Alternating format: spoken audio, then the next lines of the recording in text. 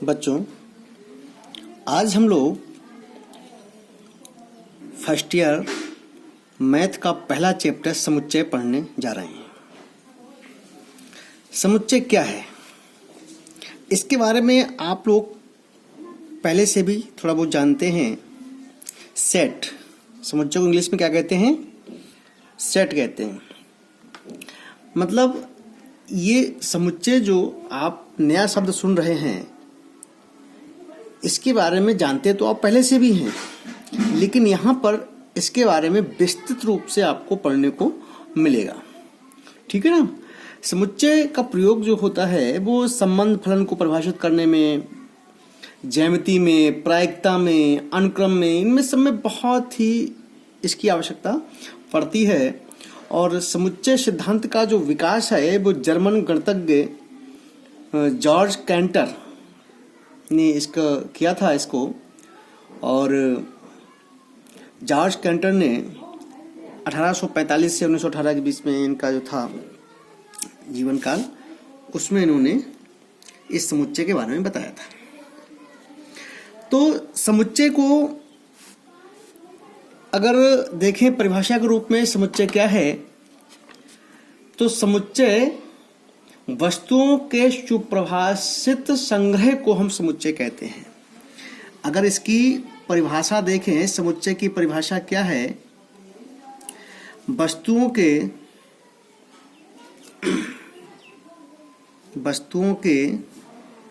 सुपरिभाषित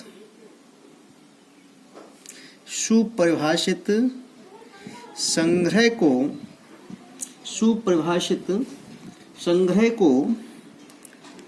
समुच्चय कहते हैं। वस्तुओं के सुपरिभाषित संग्रह को समुच्चय कहते हैं। ठीक है ना। तो यहाँ पर जो शब्द आया है सुपरिभाषित, इसको देखना है ध्यान से आपको। वस्तुओं के सुपरिभाषित संग्रह को समुच्चय कहते हैं। तो सुपरिभाषित संग्रह क्या हुआ? संग्रह शब्द तो आपने सुना होगा, संग्रह मतलब इकट्ठा, लेकिन सुपरिभाषित शब्द जोड़ा गया है। इसका मतलब इसमें क्या हुआ, थोड़ा सा आप लोग ध्यान से देखें। सुपरिभाषित का मतलब ये है, जैसे हम आपसे कहें कि 10 से कम, एग्जाम्पल दे रहे हैं आपको, 10 से कम या 10 से छोटी प्राकृतिक संख्या, तो आप तुरंत बता देंगे 10 से छोटी प्राकृतिक संख्या कौन कौन सी हैं? 1, 2, 3, 4, 5, 6, 7, 8, 9, है ना। तुरंत आप बता देंगे इसके बारे में। अगर हम आपसे कहें कि मान लीजिए अंग्रेजी वर्णमाला में स्वर कौन कौन से हैं? अंग्रेजी वर्णमाला में स्वर, तुरंत आप कहेंगे A, E, I, O, U, है ना। आपको पता है। ऐसे मैं आपसे कहूं कि त्रिभुज कितने प्रकार के होते हैं, तो आप कहेंगे त्रिभुज के प्रकार, चाहे भुजाओं के आधार पर या कोणों के आधार पर। कितने प्रकार के होते हैं? 3 प्रकार के होते हैं। आप कहेंगे उसको समबाहु त्रिभुज, समद्विबाहु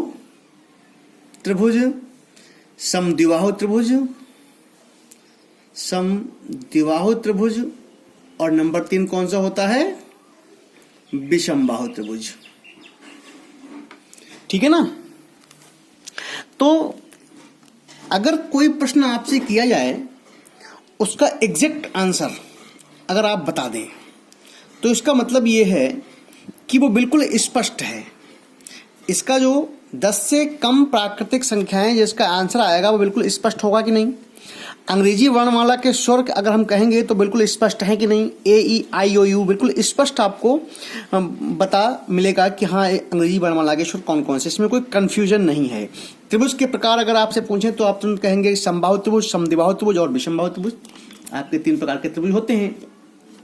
ऐसे बहुत सारे प्रश्न हम आपसे कर सकते हैं और आप बता सकते हैं कि हाँ इसका आंसर कैसा है, स्पष्ट होगा कि नहीं होगा। यहीं पर मैं आपसे कहूं अगर कि क्लास फर्स्ट ईयर में जिन बच्चों के नंबर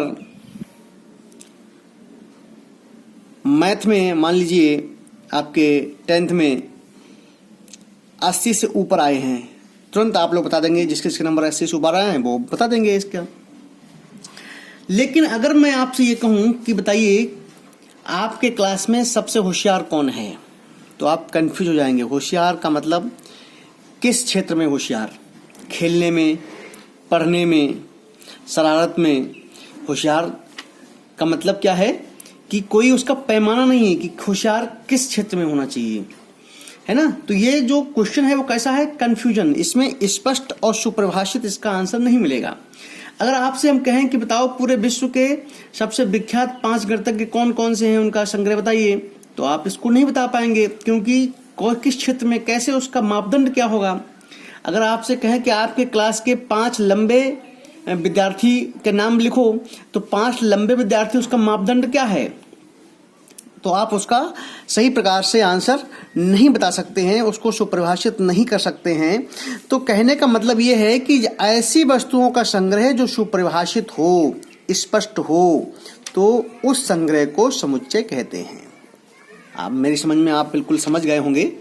सुपरिभाषित का मतलब क्या है? सुपरिभाषित, सुस्पष्ट का मतलब होता है कि बिल्कुल स्पष्ट और सुपरिभाषित रूप से हम वस्तुओं के बारे में बता सकें। तो ऐसा संग्रह जो बिल्कुल स्पष्ट हो, सुपरिभाषित हो, उस संग्रह को हम समुच्चय कहते हैं। अब समुच्चय को दिखाने के लिए, समुच्चय को प्रदर्शित करने के लिए हम लोग क्या करते हैं, इसके अवयवों को, समुच्चय को हम लोग अंग्रेजी वर्णमाला के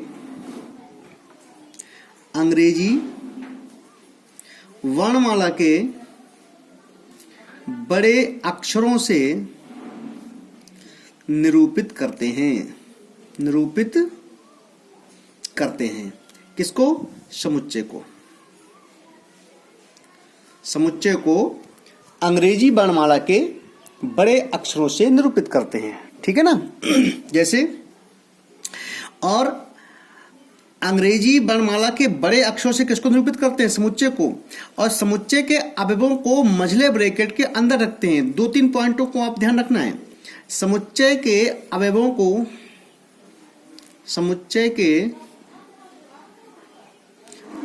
को, अवयव माने जिन वस्तुओं के बारे में बात की गई। जैसे यहाँ पर अंग्रेजी वर्णमाला के स्वर, तो ए, ई, आई, ओ, यू, ये क्या हो गए?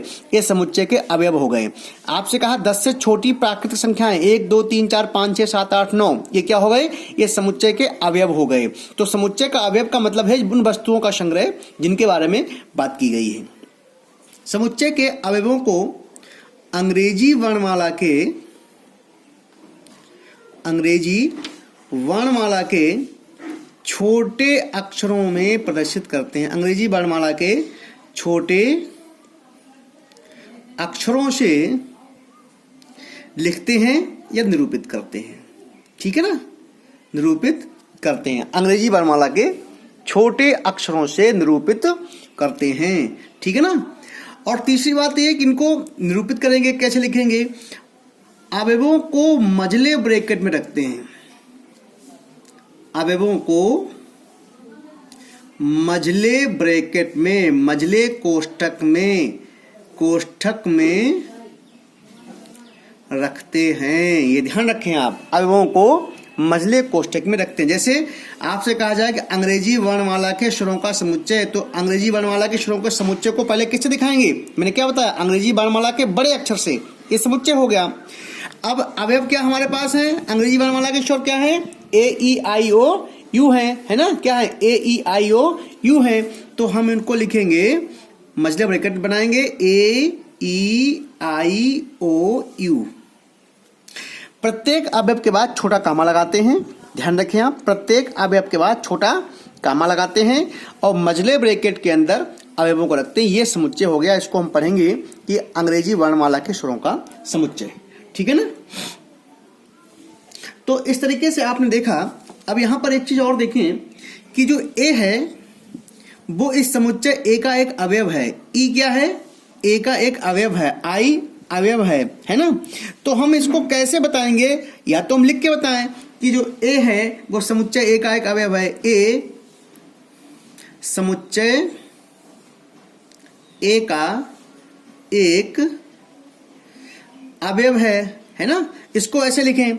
और अगर इसको गणित की भाषा में लिखें संकेत के रूप में, तो कैसे हम इसको लिखेंगे कि जो ए अवयव है वो समुच्चय ए का अवयव है, तो इसको हम गणित की भाषा में लिखते हैं। ध्यान दीजिए आप, ए इप्साइलम, ये इप्साइलम का साइन होता है, ऐसे बना देते हैं इसको यूनानी ये संकेत है, ए इप्साइलम ए। केवल इतना लिखना है। इसका मतलब ये हो गया कि जो ए है वो इस कैपिटल ए यानी कि समुच्चय को बता रहा है, इस समुच्चय का एक अवयव है। जैसे आप लिखें आई क्या है, ए का एक अवयव है।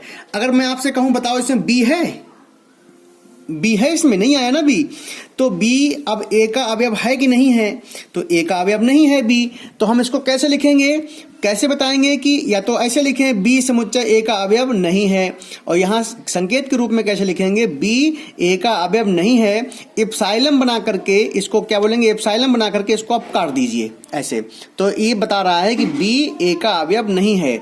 अगर अवयव है तो ऐसा बनाइए, अवयव नहीं है तो ऐसा बनाइए। तो ए का अवयव है, A epsilon A, I epsilon A, I is not epsilon to A, है ना। तो आई ए का अवयव नहीं है। A is element of A, I is element of A, V is not element of A. तो हम लोग इसको ऐसे रिप्रेजेंट करते हैं, ठीक है ना। अब यहां पर आगे देखें कि समुच्चय को निरूपित करने की कितनी विधियां हैं। समुच्चय को निरूपित करने की दो विधियां हैं। कितनी विधियां हैं? दो। समुच्चय को निरूपित करने की विधियां, समुच्चय को निरूपित करने की दो विधियां हैं। नंबर एक, सारणी विधि, सारणीबद्ध रूप, पहला हो गया। सारणीबद्ध को ही हम लोग कहते हैं रोस्टर, या इसी को हम कहते हैं सूची विधि। किसी भी प्रकार से आप इसी को कहते हैं टेबुलर विधि, टेबुलर विधि भी कह सकते हैं इसको, ठीक है ना। मतलब कई सारे नाम इसी के हैं। सारणीबद्ध रूप, रोस्टर रूप में, सूची विधि में, सूची रूप में, या टेबुलर रूप में, तो ये सब एक ही नाम है। किसी भी नाम से क्वेश्चन आपसे पूछ सकता है। तो समुच्चय को निरूपित करने की विधियां, पहली विधि क्या है, सारणी, और दूसरी विधि है समुच्चय निर्माण। समुच्चय निर्माण विधि, दो विधियां हैं, एक सारणी विधि, एक दूसरी क्या है, समुच्चय निर्माण विधि। तो हम एक एक विधि को यहां पर आपको समझाने का प्रयास करते हैं। सबसे पहली विधि हमारी क्या है, सारणी विधि। सारणी विधि में हम लोग कैसे लिखते हैं समुच्चय को, उसको आप देखें। समुच्चय के अवयवों को सूचीबद्ध रूप में लिखने के लिए, जैसे यहां पर अभी जितने भी मैंने लिखे हैं, ये आपके सारणी विधि कहलाते हैं। अवयव जिसके समुच्चय की बात की गई है, उनके अवयवों को छोटे कामा से अलग करते हुए मझले ब्रैकेट के अंदर रखना, ये आपकी सारणी विधि कहलाती है। जैसे मैं आपसे कहूं कि प्रथम 5 विषम संख्याएं का समुच्चय लिखिए, प्रथम 5 विषम संख्याओं का समुच्चय लिखिए, तो आप कैसे लिखेंगे, प्रथम 5 विषम संख्याओं का समुच्चय, ए बराबर यहाँ पे 1 2 विषम संख्या है ना, तो यहाँ क्या लिखेंगे, 1 3 5 7 9, ये आपकी प्रथम 5 विषम संख्याएं हो गई, ठीक है ना। ऐसे प्रथम 5 सम संख्याएं, तो प्रथम 5 सम संख्याएं क्या हो जाएंगी आपकी, 2 4 6 8 10, आप लिख सकते हैं ना इसको। सम संख्याएं, प्रथम 5 सम संख्याओं का समुच्चय, ए बराबर हो जाएगा आपका 2 4 6 8 10, है ना। इस प्रकार से आप इसको लिख सकते हैं। तो यहां पर आप देखें, सारणी विधि से हम अवयवों को कैसे लिखते हैं, एक तो मझले ब्रैकेट के अंदर रखते हैं, दूसरा हर अवयव के बाद छोटा कामा लगाते हैं, हर अवयव के बाद छोटा सा कामा नीचे लगा देते हैं। एक बात। दूसरी बात यहाँ पर बहुत इंपॉर्टेंट है, वो नोट करके मैं आपको बता रहा हूँ। नोट इंपॉर्टेंट बात क्या है कि जब समुच्चय को लिखते हैं, समुच्चय को जब हम लिखते हैं सारणी विधि से, तो एक बात का ध्यान रखें हमेशा, समुच्चय को जब सारणी विधि से लिखते हैं, सारणी विधि से लिखते समय, सारणी विधि में लिखते समय एक बात ध्यान रखें, लिखते समय किसी भी अवयव को दोबारा रिपीट नहीं करना है। ध्यान रखें आप, किसी अवयव को दोबारा नहीं लिखना है, दोबारा नहीं लिखना है, ये ध्यान रखें आप, ठीक है ना। प्रत्येक अवयव, जो भी अवयव लिखे होंगे, देखो यहाँ पर 1 3 5 7 9, ऐसा नहीं होगा 3 दोबारा आ जाए। मतलब कहने का ये है कि जब हम सारणी विधि से लिखते हैं अवयवों को, तो एक बार में एक ही अवयव आएगा, एक कोई भी अवयव रिपीट नहीं होगा, ये ध्यान रखें। जैसे एग्जाम्पल के लिए अगर यहाँ पे लिखा, जैसे मैंने स्कूल लिखा, अब स्कूल में देखो ओ डबल बार आ रहा है, इसके अगर हम इसके अवयवों को, इसके अक्षरों को हम समुच्चय के रूप में लिखेंगे तो कैसे लिखेंगे? इसके yes C H O L. अब देखिए ओ 2 बार था, 2 बार नहीं लिखना है, केवल 1 बार लिखना है, ठीक है ना। तो ऐसे ही आप ध्यान दें कि अगर कोई संख्या या कोई अक्षर 2 बार 3 बार रिपीट हो रहा है, तो आप समुच्चय में जब लिखेंगे उसको, तो केवल एक ही बार उसको लिखना है और उसको रिपीट नहीं करना है। इसका आप विशेष ध्यान रखेंगे, ठीक है ना। अब ये पहली विधि हो गई, मैंने आपको बताई सारणी विधि। अब दूसरी विधि हमारी क्या है? समुच्चय निर्माण विधि। अब हम इसकी चर्चा करेंगे, समुच्चय निर्माण विधि की। देखिए आप समुच्चय निर्माण विधि को कैसे लिखेंगे। समुच्चय निर्माण विधि देखें आप, इसमें समुच्चय निर्माण विधि में दूसरी हमारी विधि है समुच्चय निर्माण विधि। देखें आप, इसमें हम क्या करेंगे, जो भी अवयव होते हैं उन सब में कोई न कोई एक विशेष गुण होता है। जितने भी समुच्चय जो होते हैं ना, समुच्चय के जो अवयव होते हैं उनमें कोई एक विशेष गुण होता है। उस विशेष गुण के रूप में हम उसको निरूपित कर देते हैं। जैसे मैं आपसे कहूं कि अंग्रेजी वर्णमाला के स्वरों का समुच्चय, अंग्रेजी वर्णमाला के स्वरों का समुच्चय। तो अभी आपने क्या लिखा था, उसको ऐसे लिखा था ए ई आई ओ यू, ये आपकी सारणी विधि हो गई। अब हमें लिखना है इसको समुच्चय निर्माण विधि से। तो हम क्या करेंगे, इसको लिखने का तरीका क्या होगा। सबसे पहले हम अवयव को दिखाएंगे यक्स के रूप में। क्या दिखाएंगे? समुच्चय के अवयव का वर्णन करने के लिए हम प्रतीक यक्स का प्रयोग करेंगे, ठीक है ना। और इसके बाद लगाएंगे कॉलन। ये चिन्ह काहे का है? कॉलन का। 2 बिंदी लगा दी हमने, इसे क्या बोलेंगे? कॉलन। ध्यान दीजिएगा, समुच्चय के अवयवों को यक्स के रूप, प्रतीक के रूप में लिखेंगे। इसके बाद कॉलन लगाया, 2 बिंदी लगा दी आपने, और फिर इनका जो गुण है उस गुण को लिखेंगे। क्या गुण है ये अंग्रेजी वर्णमाला का स्वर है। तो आप इसको यहां लिख देंगे कि अंग्रेजी वर्णमाला का एक स्वर यक्स क्या है? यक्स जो है, यक्स अंग्रेजी वर्णमाला का एक स्वर है। और ये आपका समुच्चय निर्माण विधि से हो गया। ऐसे लिखते हैं समुच्चय निर्माण विधि से, ठीक है ना। क्या लिखना है आपको? सबसे पहले जो अवयव हैं उनको संकेत के रूप में यक्स के रूप में लिखेंगे, उसके बाद कॉलन लगा देंगे, और उसके बाद में जो उनका गुण है उस गुण को यहाँ पर आप लिखेंगे कि यक्स क्या है? यक्स एक अंग्रेजी वर्णमाला का स्वर है, ठीक है ना।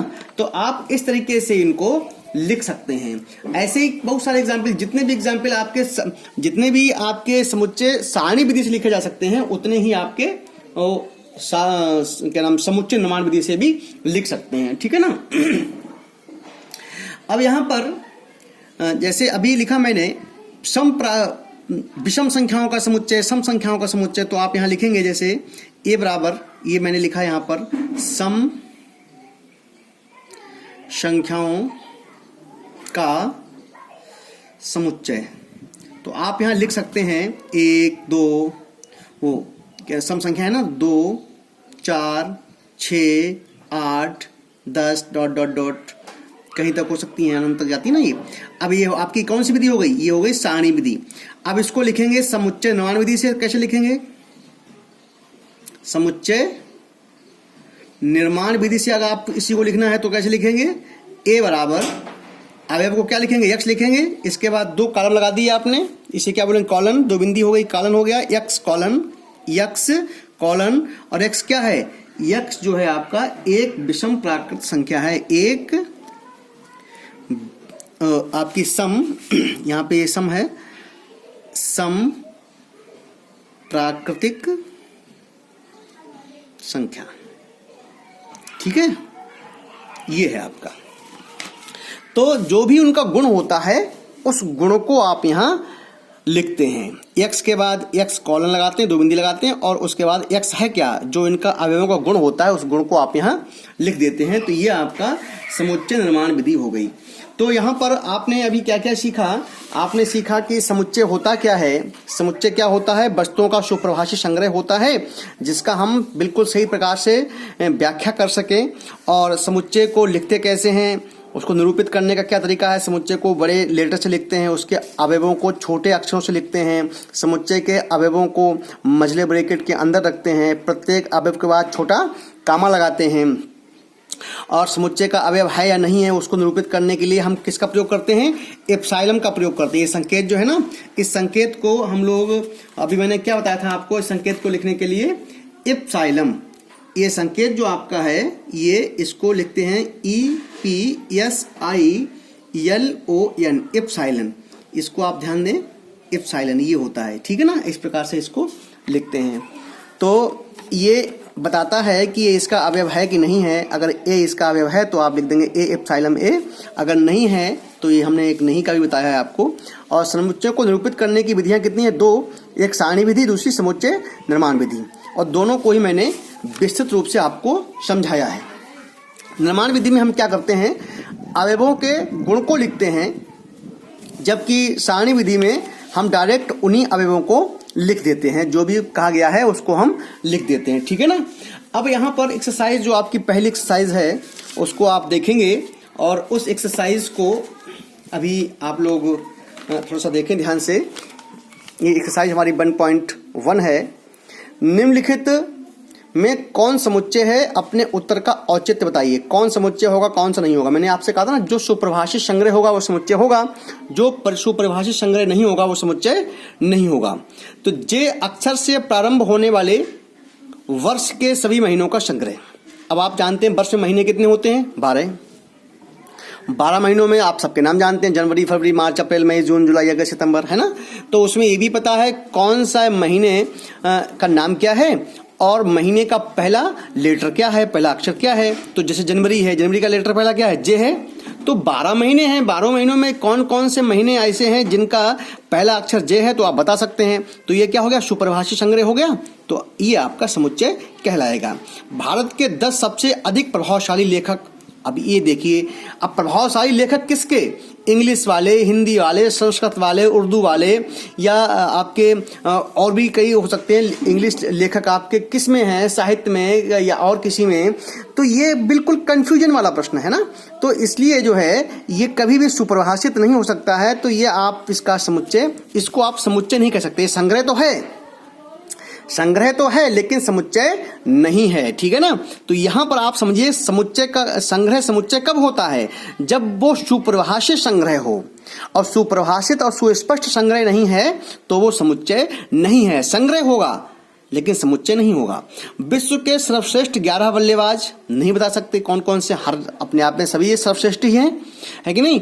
आपकी कक्षा के सभी बालकों का संग्रह, कक्षा के सही बालक तो आपके संग्रह हो सकते हैं ना। हाँ, ये तो आप जानते हैं, तो आप कर सकते हैं, क्योंकि संख्या सबकी पता है आपको। क्लास में 50 बच्चे हैं, 40 बच्चे हैं, 70 बच्चे हैं, 80 बच्चे हैं, सबका आंकड़ा आपके पास है।